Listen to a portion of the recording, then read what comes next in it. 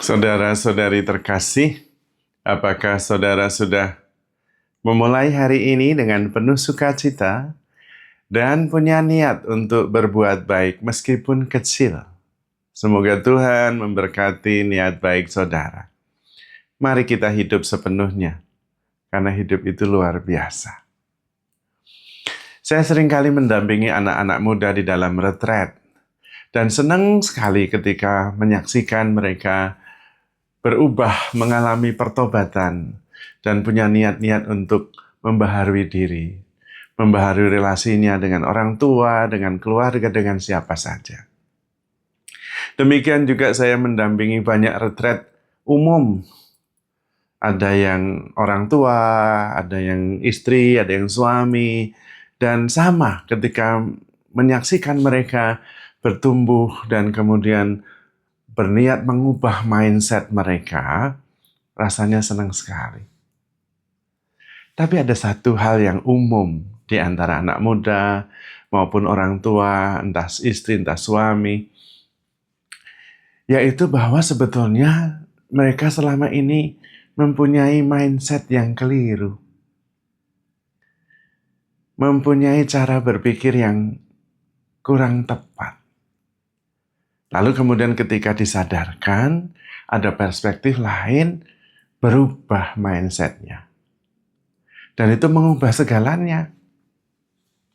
Maka sebetulnya penting sekali menyadari bahwa sebetulnya saya terbatas pengetahuan saya. Kalau saya terlalu kaku berpegang pada yang saya tahu, bisa jadi saya salah dan kemudian menimbulkan banyak masalah. Tetapi kalau sadar bahwa kemudian yang saya yakini itu mungkin benar, tetapi hanya sebagian. Dan karena itu bukan kebenaran yang sejati. Dan kemudian mulai membuka diri menjadi lebih luas, perspektifnya berubah, mindsetnya berubah, lalu itu yang disebut dengan bertobat. Tetapi itu berarti sebetulnya, kalau kita bisa sampai pada kesadaran bahwa sebetulnya saya tidak tahu banyak. Karena itu saya tidak berani menginginkan sesuatu. Karena bisa jadi yang saya inginkan juga tidak baik, tidak tepat. Karena berangkat dari pengetahuan yang terbatas. Sehingga yang saya inginkan pun akhirnya juga terbatas. Dan karena itu kalau tidak tercapai, kemudian bukan reflektif, tetapi menyalahkan. Menyalahkan Tuhan, menyalahkan lingkungan, menyalahkan orang lain. Padahal bisa jadi keinginan saya itu yang keliru karena berawal dari pengetahuan saya yang terbatas. Maka lebih baik kita mencoba untuk terbuka dan memohon kepada Tuhan agar yang terjadi dalam hidup kita itu kehendak Tuhan. Meskipun kadang-kadang kita anggap, kita nilai tidak baik. Tapi kalau kehendak Tuhan pasti baik. Kemungkinan besar saya menilainya, menghakiminya sebagai tidak baik, itu karena keterbatasan pengetahuan saya. Maka kalau ada keterbukaan dan menghendaki kehendak Tuhan yang terjadi, kita terbebaskan dari kekecewaan dan juga penghakiman penilaian-penilaian yang seringkali keliru. Lebih baik kita yang bertobat, mengubah mindset, mengubah false belief. Karena kemungkinan besar sebabnya adalah false belief itu, keyakinan yang keliru itu. Itu pun karena keterbatasan kita. Dan itu keterbatasan cara berpikir kita. Maka Tuhan Yesus meminta kita supaya jangan menghakimi. Karena kemungkinan besar itu keliru. Karena penghakiman kita berdasarkan pengertian pengetahuan kita. Dan pengetahuan kita itu berdasarkan cara kita dibesarkan. Karena itu kurang luas. Dan seringkali pertimbangannya adalah pertimbangan egoistik. Yang tentu makin tidak tepat. Maka Tuhan meminta kita untuk mencintai. Karena mencintai itu berarti membuka diri.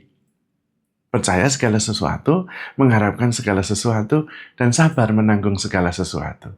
Akhirnya artinya di belakang itu ada sebuah kesadaran bahwa saya itu nggak tahu banyak. Bahkan sebetulnya saya tidak tahu apa-apa. Karena itu saya terbuka saja dan kemudian menerima segala sesuatu.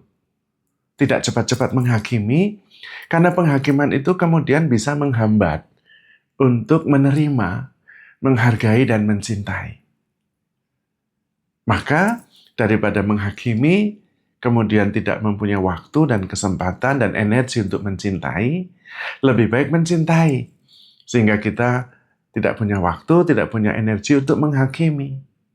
Dan disitulah kemudian kita bertumbuh, terbuka, makin luas, dan kita bisa melihat dan mengalami Tuhan. Ternyata dari yang semula kita anggap tidak baik, ternyata bisa jadi itu adalah rencana Tuhan yang indah sekali.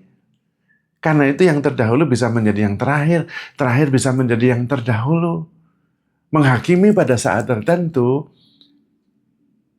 itu berarti kita membatasi penghakiman kita pada periode tertentu. Padahal bisa jadi ada perubahan besar kalau kita lihat dari konteks yang lebih besar. Maka yang penting dalam diri kita mempunyai keyakinan bahwa dengan membuka diri, dengan hadir sepenuhnya, dengan menerima segala sesuatu, tidak cepat-cepat mengadili dan menghakimi, kita justru akan melihat apa yang jarang dilihat. Dan kita bisa bertumbuh menjadi pribadi yang lebih matang, lebih terbuka, lebih penuh kasih.